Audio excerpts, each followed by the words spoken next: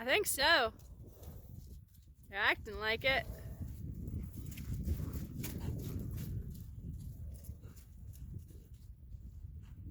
So today we managed to get our Ritchie waterers put in. We had Kellum's Plumbing come back out.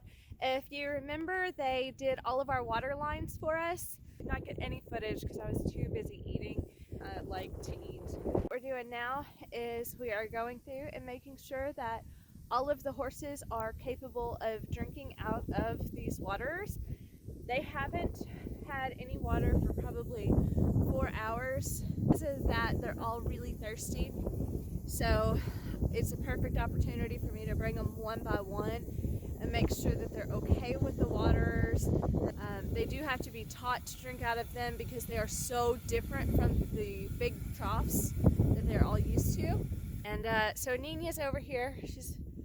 She's drinking just fine. She's not thirsty anymore. She had quite a bit. This is the first time Nakota has ever seen an automatic waterer, but he has never seen one. He doesn't know what it is, and that's exactly why I'm walking them all one by one over here. Oh, making noises, ain't it, bud? Dusty, you're so pretty. Yes, you are.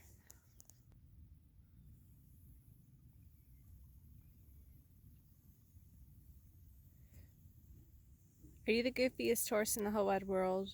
It's day 2 with the automatic waterers. Got the other water out of here. Horses have a hierarchy system, and that hierarchy system determines who gets to eat and drink first. The powerful go first, and then the weaker ones go after that. Here you can see that Snowflake is above Buddy, Pepper, and Dusty, but under Carter, Rose, and Nakota. But it seems to be going pretty well so far. The horses are all getting water.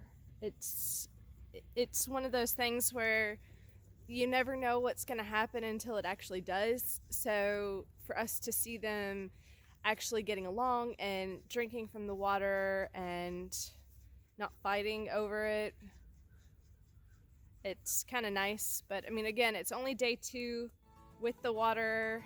We'll find out later.